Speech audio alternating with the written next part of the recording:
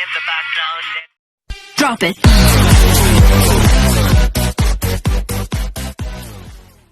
Second set, update tayo sa laban ng Creamline Cool Smashers versus ng Chocomucho Flying Titans, kung saan nga pinupukpok ng malalakas ng ating Michelle Gumabaw at talagang napakaganda rin ng mga set ng ating Kyle Negrito. Ipinakita na talaga ni Kyle Negrito ang kanyang tunay na laro, lalo higit ngayon mga ka-sports natin dyan ay maganda nga ang kombinasyon ng ating Pons at Negrito. Kitang-kita natin mga ka-sports natin dyan na talagang nahihirapan ngang basahin ng Chocomucho Flying Titans ang mga spike nga ng Creamline, kung saan nga ay talagang nakakalamang talaga sila sa kanilang sister team. Maging si Gemma Galanza ay talagang ang powerful attack niya ay sobrang lakas at mukhang inilalabas na talaga ng ating Creamline Cool Smashers ang kanilang tunay na laro.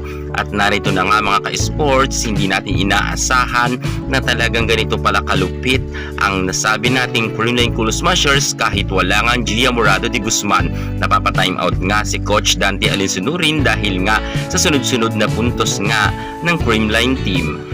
Unti-unti ngang nakakawala na ang Creamline Cool Smashers sa puntos at talagang hinahabol naman to ng Chocomucho, pero ginagawan to ng paraan ni Sisi Rondina at ni Boss D na makadikit lamang sila sa Creamline, sapagkat kapag patapos na talaga ang laban ay umaarangkada na ang angking kagalingan ng Creamline Cool Smashers, kung kaya nga talagang kinakailangan magdoble effort nga ni Sisi, ni Descheng at ni Nunag, gayon din si Boss D dahil lamang nga ng 5 puntos ang Creamline team.